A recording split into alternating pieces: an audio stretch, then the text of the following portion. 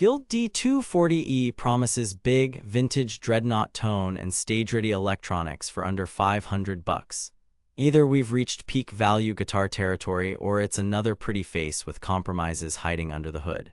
Solid spruce top, mahogany sides with Guild's signature arched mahogany back, bone nut and saddle, Pau Ferro fingerboard, and Fishman-designed AP1 electronics at this price sounds criminally generous. But here's the thing. Arched backs and passive pickups can be amazing or a recipe for expensive confusion if you don't know what you're getting. I took the D240E through rehearsals, 2 open mics, and a week of home recording, so this isn't a spec sheet reading. I've put the direct link to check current pricing in the description, but before you click anything, let me show you what I discovered after 2 weeks of testing. Here's what Guild says this guitar does. Delivers full-bodied, powerful tone with balanced voicing, projects like Crazy thanks to the arched back, sustains for days, and plugs in clean with those AP1 electronics. Sounds impressive, right? The Amazon rating sits at 3.7, so clearly not everyone's having the same experience. But here's where things get interesting. Reality check. They claim classic dreadnought power and balanced voicing.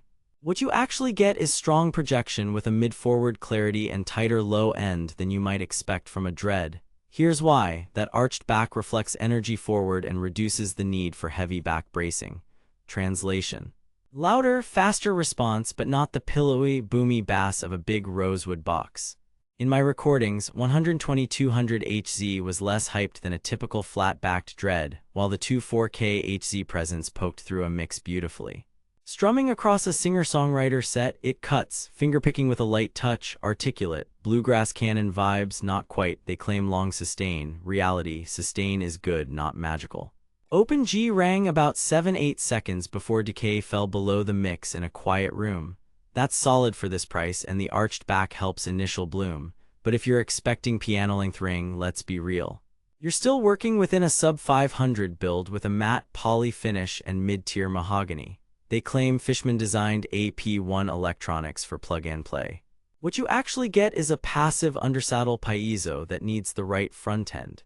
Here's why. Passive piezos want a high-impedance input 1 megohm or more. Into a standard audio interface, I needed an extra 20-25 dB of clean gain to match my dynamic mics. Into a mixer with a proper DI, it behaved. Without that, you'll get lower output and that quacky high mid if you push the preamp too hard. No onboard tuner, no battery door because it's passive. That's fine if you know how to gain stage. If you want simple plug-and-play straight into a PA with no DI or pedal, this will frustrate you. Here's where it gets mathematically impossible. You don't get boutique Tonewoods, brand name electronics, bone hardware, and flawless plug-and-play at $449.99. Something has to give, and here it's the pickup output and reliance on external gear. They imply premium feel and details. Reality, the bone nut and saddle genuinely help clarity and tuning stability. The Pau Ferro board feels a touch drier than rosewood but polishes up nicely with a little conditioner. My unit arrived with action at 12th fret around 2.7 on the low E and 2.0 on the high E, relief near 0.008 in. Playable out of the box, but I still filed 2 slightly sharp fret ends and gave the truss a tiny tweak. And that matte polyurethane feels comfy, but it will show pick trails faster than a gloss top. The Tort pickguard helps, but if you're a heavy strummer, expect some honest wear. Now the user reports. That 3.7-star average on Amazon makes sense. Patterns I saw.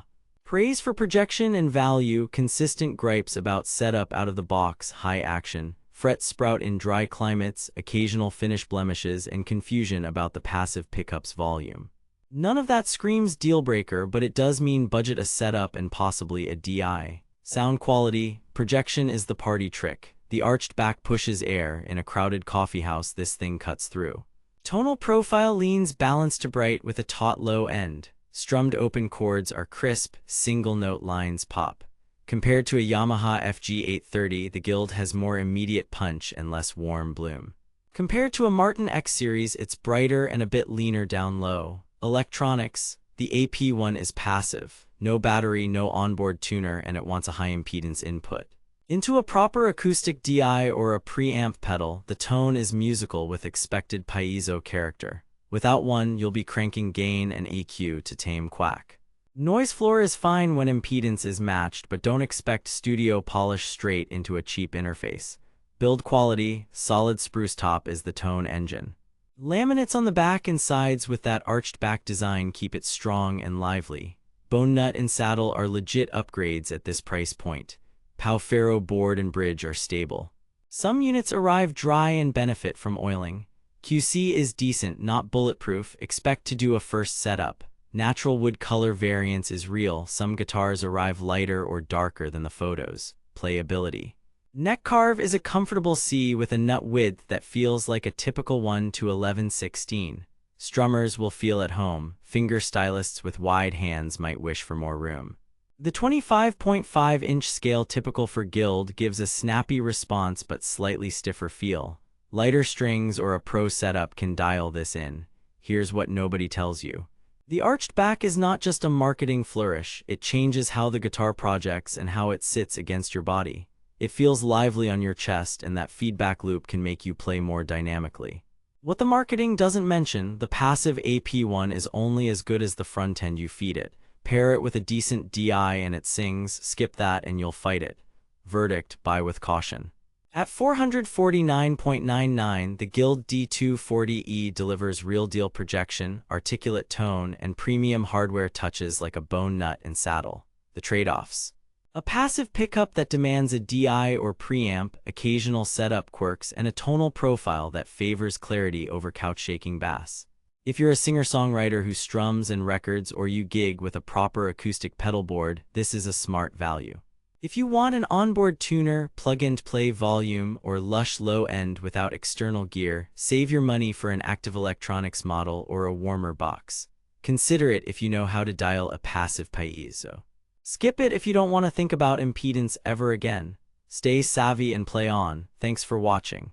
If this review saved you from wasting money or helped you find something actually worth buying, I've put the link to check current pricing and read more reviews in the description. And hey, if you do decide to buy through my link, it helps fund these investigations without costing you extra. Drop your questions below, tell me what guitar you want investigated next, and I'll dig in. New deep dive dropping next week. Until then, keep your tone honest and your expectations sharper than your fret ends.